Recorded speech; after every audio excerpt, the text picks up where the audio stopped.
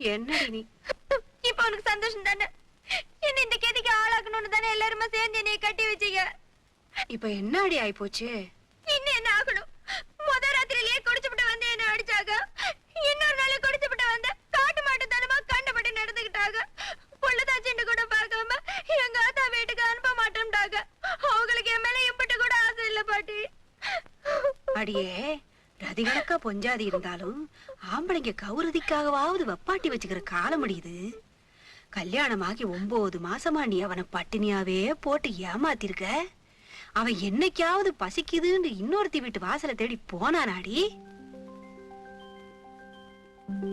ஏன் போகல?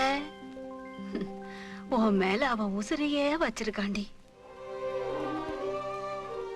என் புள்ள உடம்பு தாண்டியும் முள்ளு மரம், அவன் மனசு மல்லிய பூடி. தாயி, என் புள்ள கலங்கலமா சம்பாரிச்சு கொட்டுறியான். மறக்காவா ரூபாய் ஜெயிக்கிறேன்.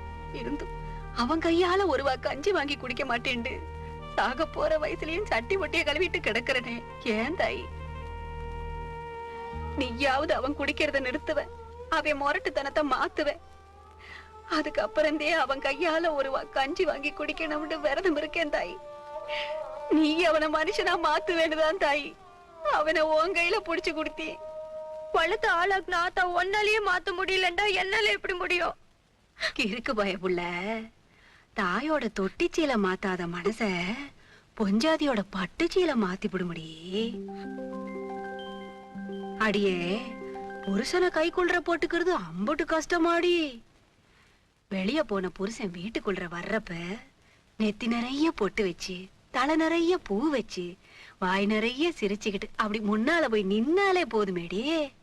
புதையலே கிடைச்ச மாதிரி பொசுக்குன்னு பொஞ்சாதி மடியில விழுந்துருவாங்கடி. உனக்கு மல்லிகைப்பூ வாங்கியாரத்தையும் அவன் போயிருக்கியா? போய் மூஞ்சி கீஞ்சி கழுவிக்கிட்டு சந்தோஷமா இருப்போ.